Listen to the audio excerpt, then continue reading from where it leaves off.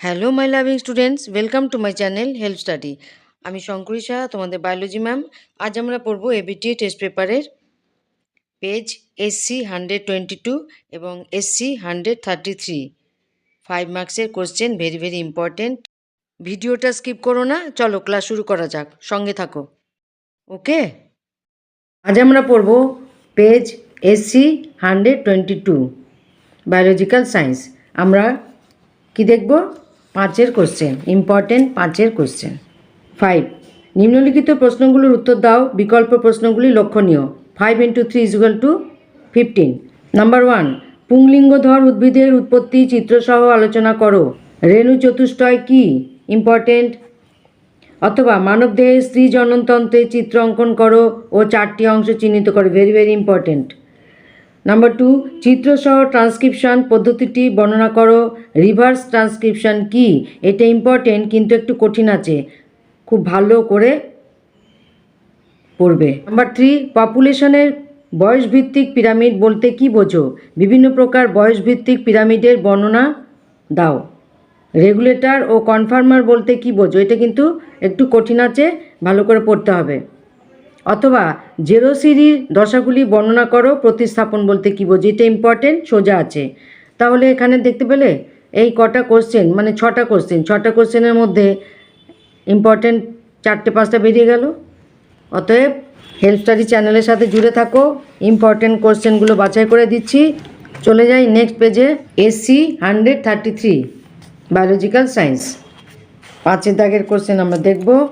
5 দাগের কোশ্চেন, নিম্নলিখিত প্রশ্নগুলির উত্তর দাও, বিকল্প প্রশ্নগুলি লক্ষণীয়। 5 × 3 = 15। নাম্বার 1, স্ত্রীলিঙ্গের উদ্ভিদের উৎপত্তি ব্যাখ্যা করো। চেলাযোগামী কি? কমন কম আসছে, বইটা সিলেবাসটা খুব ভালো করে পড়তে হবে। অথবা স্ত্রীজননতন্ত্রের উপাদান ছকের সাহায্যে উপস্থাপন করো এবং ডিম্বাশয়ের কলাস্থানিক গঠন লেখো। সোজা আছে, সোজা আছে এবং ইম্পর্টেন্ট আছে। নাম্বার 2, জিনের বহিঃপ্রকাশ নিয়ন্ত্রণ বলতে কি বোঝো? অপেরণ কি? ল্যাক অপেরণের গঠন উপস্থাপন করে। এটা কমন আছে কিন্তু অনেক জায়গায় দেখতে পাচ্ছি, ভেরি ভেরি ইম্পর্টেন্ট, ভালো করে তৈরি করে যাবে এটা। অথবা ট্রান্সলেশন পদ্ধতির প্রারম্ভিক পর্যায় ব্যাখ্যা করো। একটি কারণ লেখো যার জন্য এই পদ্ধতিটি টার্মিনেশন ঘটে। এটা কিন্তু একটু কঠিন আছে, যদি ভালো করে না পড়া থাকে তাহলে কিন্তু পরীক্ষার হলে এটাকে অ্যাটেম্প্ট করতে যেও না, কিন্তু ভালো করে পড়ে রেখো।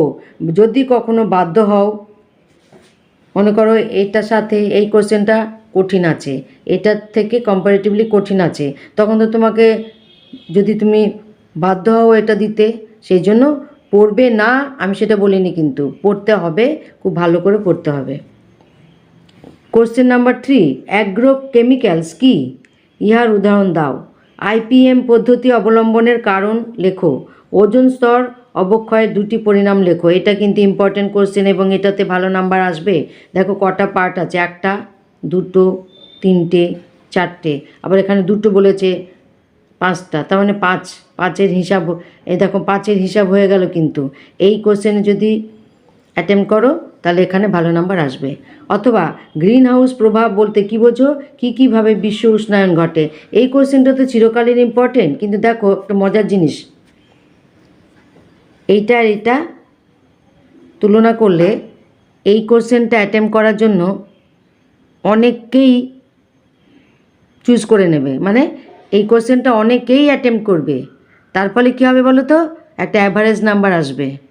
তাই যদি ভালো নাম্বার পেতে চাও তাহলে এই কোশ্চেনটা অ্যাটেম্প্ট করতে যেও না, এই কোশ্চেনটা অ্যাটেম্প্ট করবে। কেন? এইটাতে ভালো নাম্বার ওঠার চান্স আছে, এইটাতেও ভালো নাম্বার উঠবে, কিন্তু কিন্তু কিন্তু কিন্তু গ্রিন হাউস প্রভাব বলতে কী বোঝো? এটা অনেক দিন পড়েছো, খুব সোজা। কীভাবে বিশ্ব উষ্ণায়ন ঘটে, এটাও খুব সোজা, অনেক দিন পড়েছো। তখন না সবাই এই সোজাটা লিখতে যাবে।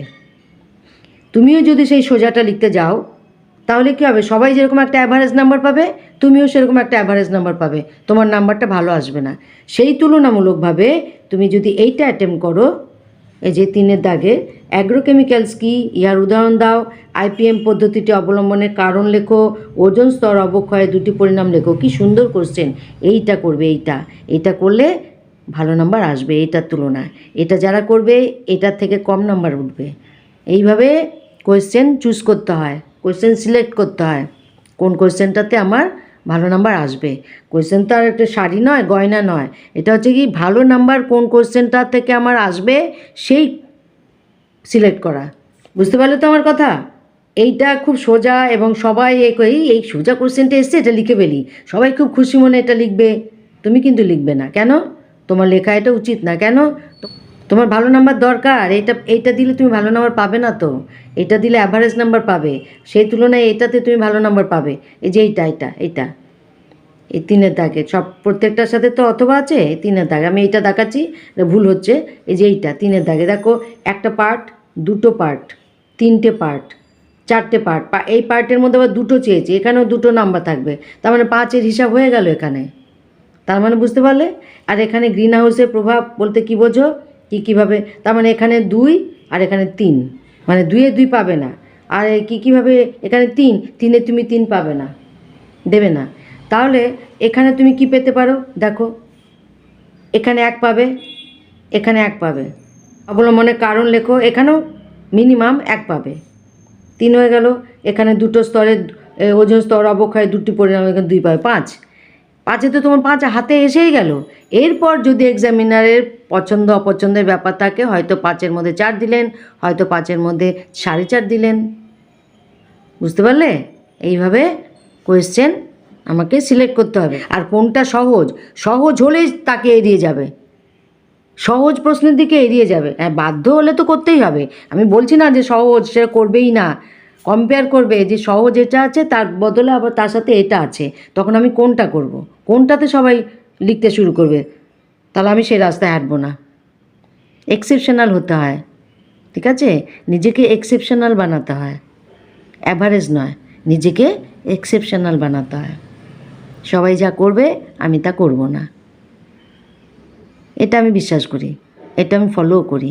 সুতরাং আমি বারবার বলে দিচ্ছি কোয়েশ্চেন কীভাবে সিলেক্ট করতে হয়, বারবার আমি বলে দিলাম। ভিডিও লং হয়ে যাচ্ছে, তোমরাও বোর হয়ে যাবে, কিন্তু কিছু করার নেই। তোমাদেরকে আমি সামনে পাচ্ছি না তো, সামনে পেলে তো ভালো করে বোঝাবো। সামনে পাই না বলেই তো এত কথা বলে বোঝাতে হয়, তাই না? ওকে, থ্যাংক ইউ। এতক্ষণ যে মন দিয়ে শুনলে সেই জন্য থ্যাংক ইউ বললাম। ভিডিওটা নিশ্চয়ই তোমাদের উপকারে লাগবে, নিশ্চয়ই লাগবে। এই রকম ভিডিও পাওয়ার জন্য আমার চ্যানেল হেল্প স্টাডি চ্যানেলটাকে সাবস্ক্রাইব করে রাখো। আর যারা সাবস্ক্রাইব করে দিয়েছো already, thank you so much. Like করো, কমেন্ট করো, শেয়ার করো। লাইক করো না তোমরা, কমেন্ট করো না, শেয়ার করো। লাইক, কমেন্ট, শেয়ার তিনটেই দরকার, কারণ আমি তোমাদের জন্য বানাচ্ছি। তোমাদের পছন্দ হলো কি না সেটা লাইক দিলে বুঝতে পারবো, আমাদের আরও কোনো ডিমান্ড আছে কি না, অসুবিধা আছে কি না সেটা কমেন্ট করলে বুঝতে পারবো। আর যদি ভালো হয় শেয়ার করবে, এটাও বুঝতে পারবো, তাই না? তাহলে একটা ভিডিওর জন্য লাইক, কমেন্ট, শেয়ারের খুব ইম্পর্টেন্স আছে। এমনকি যিনি ভিডিওটা বানান তার জন্য এটা খুব ইম্পর্টেন্ট, এই তিনটেই খুব ইম্পর্টেন্ট, তাকে মোটিভেট করা হয়। ওকে, প্লেলিস্ট দেখো, প্লেলিস্ট থেকে সমস্ত ভিডিওগুলো দেখবে। কমিউনিটি পোস্ট দেখো। পরীক্ষার সামনে এসে গেছে, সেই জন্য তোমাদের মেন্টালি স্ট্রং থাকতে হবে, টেনশন ফ্রি থাকতে হবে, ফিজিক্যালি ফিট থাকতে হবে, শরীর, স্বাস্থ্য, মন সব ঠিকঠাক রাখতে হবে, যাতে পরীক্ষাটা ভালো করে দিয়ে ভালো নাম্বারটা পাওয়া যায়। Okay, thank you, love you all the best.